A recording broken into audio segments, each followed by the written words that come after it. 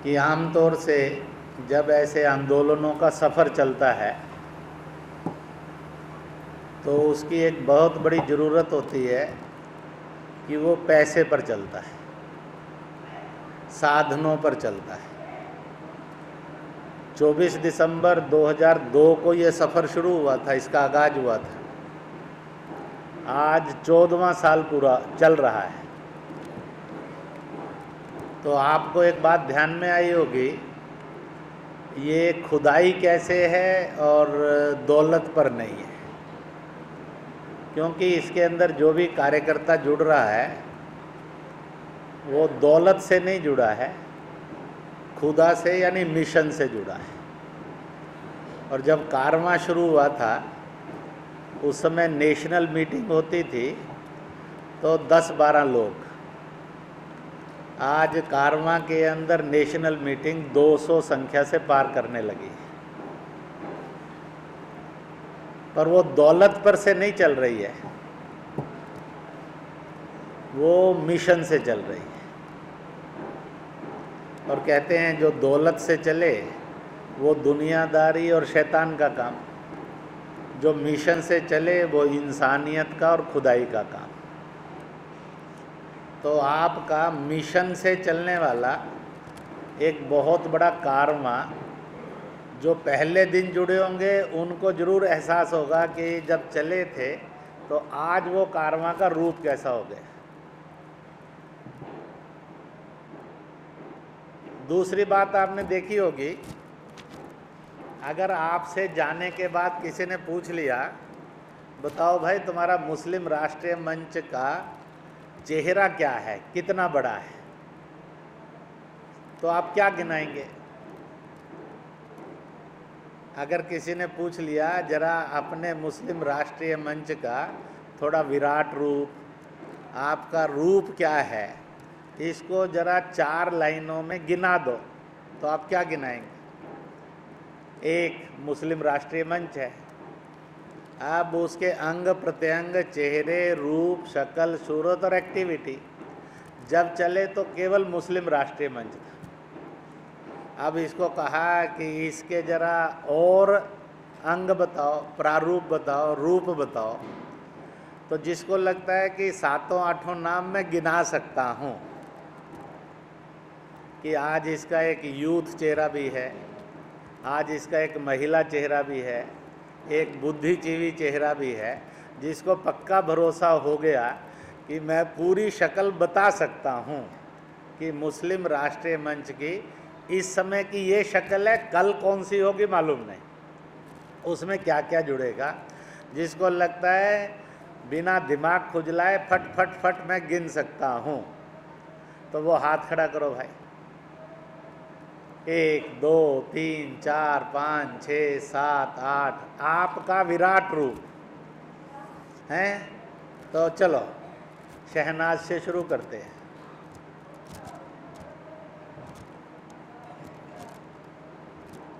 देखिए, जो माननीय प्रेस जी ने 4-5 पॉइंट जो निर्माण है उसके राष्ट्रीय में कल क्या था, आज क्या हो, कल क्या हो। मैं ये कहती हूँ कि मुस्लिम समाज को सुधारने का काम, जो आज उनकी स्थिति है, जो हमें सुना है हमने रिपोर्ट में कि बदतर हो गई है। 18 जो अभी हमारा 47 से पहले की जो थी उससे ज्यादा बदतर हो गई है, उसे सुधारने का काम किसी भी मुस्लिम जो अपने आप को खैर वहाँ कहते हैं मुसलमानों के, किसी ने ये कोशिश नहीं की। ये कोशिश की अगर एक फरिश्ते ने, एक इंसान के जो हिंदू समाज में जन्मे और मुस्लिम समाज को सुधारने का काम कर रहे हैं। आज जो सुधार किया, एक नशा जो आज मुस्लिम समाज डूबा हुआ है, नशे में, शराब में, जुए में, उसको छोड़ने की कस्में दिलाना, उनको सुधार का काम। जब तक एक परिवार नहीं सुधरेगा तो समाज नहीं सुधरेगा, समाज सुधरेगा तो हमारा प्राण और हमारा देश सुधरेगा। आज उस स्थिति में है कि अपने आप को ये सब सुधार हो सकते हैं। और अगर हमारा मुस्लिम समाज की पार्टी में आगे बढ़ गई, उनमें कॉन्फिडेंस आ गया, उनमें माननीय नरेश जी ने जैसी कोशिश की है कि औरतों में कॉन्फिडेंस आ जाए, वो अपने पैरों पे खड़ी होने लगे, अपने बच्चों को अपने मुख्य धारा से जोड़ने के लिए वो तरबियत दे कि वो आगे बढ़े, देश के साथ जुड़े और इस देश को अपना समझे। जो हमें शिक्षा दी जाती थी कि भाई ये तो दुश्मन है, ये दुश्मन है, क्या आरएसएस जो देश हित की बात करता है, क्या वो दुश्मन है देश का? वो देश की हित की बात करता है, वो किसी समाज की नहीं। और आज उसी संगठन के एक जो माननीय नरेश जी हैं, उन्होंने इस समाज को सुधारने का काम किया। मैं समझती हूँ इससे बढ़कर और कोई काम कर नहीं सकता और उन लोगों को शर्म आनी चाहिए जो अभी भी ये बात कहते हैं कि ये तो हिंदू बन गए, आरएसएस बन गए, वो बन गए। तो आगे आने वाले कल में जो हमारे बच्चे बेदार हो जाएंगे और अभी भी हो रहे हैं, हम ये देख रहे हैं, तो उस वक्त हमारी न तलाक़ें होगी, न शराब होगी, हमारे बच्चे तरक्की करेंगे, आगे बढ़ेंगे और इस देश के साथ मुख्य धारा से जुड़ के इसको आला देश बनाने में और हाथ बटाएंगे। जय हिंद। अभी मैंने जो टेररिस्ट यूथ फोरम, क्योंकि ये मैक्सिमम प्रॉब्लम जवान के साथ है और नौजवान के साथ है। बुजुर्ग हो सकता है कभी कभी कट्टरता में आके समर्थन करते होंगे, कभी कट्टरता में आकर चुप रहते होंगे, परंतु युवक आतंकी, हिंसक, शैतान गतिविधियों में ज्वाइन नहीं करे। इसलिए पहले सोचा था एंटी आईएस करेंगे, फिर आया कि जब हमने भारत को भी डील करना और यूनिवर्सल प्रॉब्लम है तो फिर नाम थोड़ा सा यूनिवर्सलाइज किया जाए। और जब यूनिवर्सलाइज किया इसका नाम प्रेस, इससे पीछे वाले, तो यूनिवर्सलाइज किया तो नया नाम आया है एंटी टेररिस्ट यूथ फोरम। बुजुर्ग भी इसके सदस्य हो सकते हैं क्योंकि वो कम से कम बच्चों को बताने का काम तो उन्होंने ही करना है, और इसलिए बुजुर्गों ने बच्चों को बताना, नौजवान ने नौजवान को बताना। परंतु ये बताते हुए सन 76-77 में मैं रेडियो सुन रहा था। उस रेडियो पर चुटकुले आ रहे थे, तो मैं शाखा कार्यक्रम से आया था। मैंने कहा चलो देखते हैं क्या आ रहा है। तो उसमें एक जोरदार चुटकुला आया। बाप बेटे को समझा रहा था, देख बेटा, नशा करना, गाली देना ये बहुत खराब है, क्या क्या नुकसान होते हैं। ये कहते हुए उसने एक लाइन कही, ने कहा देख मुझे भी गंदी आदत हो गई तो मेरे बाप ने मुझे समझाना शुरू किया, मुझे समझ में आ गई तो मैं सुधर गया। बेटा बड़ा इंटेलिजेंट था, जितना बाप इंटेलिजेंट था बेटा उससे थोड़ा ज़्यादा इंटेलिजेंट था। तो उसने पूछा, पिताजी आपके पिताजी जब आपको समझाते थे उनको समझाने में कितने साल लगे और आपको कितने साल में समझ में आया? तो बाप ने सामान्य में पूछा कि चलो बेटे ने पूछा, तो कहने लगे कि बेटा मुझे 15 साल लगे अपने बाप की बात समझने में। तो वो कहने लगा, पिताजी आपका बेटा हूं, आपको 15 साल लगे, मुझे भी 10 साल तो लगा लेने दीजिए। तो मुझे तो 10 साल इसी तरह का रहने नहीं दिए, 10 साल बाद मैं भी सुधर जाऊंगा। तो इसलिए इसको रखना, इसलिए एंटी टेररिस्ट यूथ फोरम, इसका आज वहाँ प्रेस में वो घोषणा करेंगे, मैंने इधर आपकी नॉलेज में ला दिया। तो एक किस्म से नागपुर की मीटिंग से 3 नए मंच जिनकी गतिविधियों का जन्म होने के लिए और कुलबुलाहट चल रही थी, यानी हलचल थी। तो उसमें एक हो गया मीडिया सेल, दूसरा हो गया हिंदुस्तानी मुस्लिम इंटेलेक्चुअल फोरम और तीसरा हो गया एंटी टेररिस्ट यूथ फोरम। तो आपका रूप इतना विराट हंसते खेलते हो गया है, तो अपने विराट के भी दर्शन करना और बाकियों को भी इस विराट रूप को बताना, फिर लोगों को लगेगा कि अच्छा ये है। अभी जो आयतल करीमा हुआ,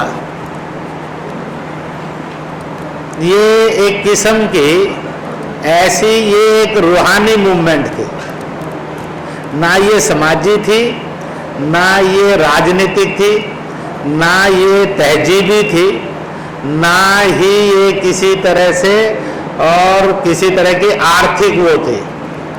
not political, not social, not economical, not cultural, ये शुद्ध रूहानी वो थी मूवमेंट। जैसे मैं कहा करता हूं, दवा और दुआ दोनों लगती हैं इलाज के लिए। के सामने आ जाए, ये मुस्लिम मंच के कारण नहीं है, जो मुसलमान है असल में वही मुस्लिम मंच में। परंतु अगर मैं कहीं और कहता तो भड़क जाते साहब, झगड़ा हो जाता। परंतु मैंने आपकी हकीकत आपके सामने है। इसका अर्थ नहीं है यू आर डूइंग रॉन्ग, इसका अर्थ नहीं है कि किताब गलत है, परंतु किताब जिंदगी में फॉलो कितनी होती है, फॉलो हो जाए ये आदमी कोशिश करता है, हो भी जाती है नहीं भी। इसलिए मैंने आपसे जिंदगी भर का खुलासा नहीं किया था, साल का नहीं किया, 1 जनवरी से 13 अप्रैल 3.25 महीने का खुलासा पूछा कि इन 3.25 महीने में 100 दिन हुए, 100 दिन में 100 दिन पांचों समय की नमाज पढ़ी, इतना ही तो पूछा था ना। तो 6 जुलाई को समाप्त हो, 7 जून से शुरू होगा, 6 जुलाई पर समाप्त हो। इस रमजान में रोजा रमजान को लेकर मंच ने 4-5 बातें कही थी। बोलिए कौन कौन सी बातें कही थी? हाँ जी, चल इधर बोल दो, कोई एक खड़ा होकर शुरू कर दो। हैं? एक हदीस, हाँ जी, और बोलिए। हाँ जी, रमजान में एक इफ्तार पार्टी, पेड़ लगाना, और रेहान का पेड़ लगाना, और तो जो आपने बताया यही पॉइंट है, एक बार इनको याद कर लेते हैं। आपने ठीक बताया। तो पहला है, रोज रोजा तोड़ते समय जिस्मानी रोजा तोड़ेंगे, खीर खुरबानी जो भी होता है, खजूर, उससे। पर हमने उसमें एक चीज कही थी, आप किसी एक नबी की 2-3 मिनट में कहानी भी सुनाना। क्या बताया था? नबी पैगंबर की कोई ना कोई एक कहानी भी साथ सुनाना, और इसलिए वो भी याद करना, ताकि महफिल में, घरों में, बच्चों में, औरतों में, आने वाली पीढ़ी में नबियों की एक 27-28-30 कहानियाँ घर घर में याद हो जाए। क्योंकि नबियों का जीवन रोशनी और रास्ता होता है, पैगाम होता है। तो इसलिए ये नहीं कहा था कि हदीस सुनाना, ये नहीं कहा था आयत सुनाना, ये नहीं कहा था कलमा पढ़ना, ये कहा था जो हजरत आदम से लेकर अंतिम रसूल तक, या जो अंतिम रसूल ने कहा 1,24,000 नबी पैगंबर हुए हैं, ऐसे किसी नबी पैगंबर की रोज एक कथा कहानी सुनाना 2-4 मिनट लगते हैं। तो रोज एक कहानी सुनाना।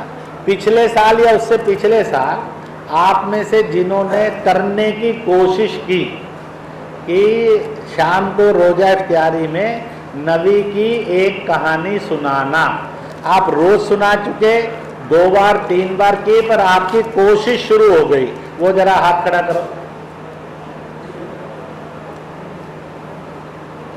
नीचे करो। तो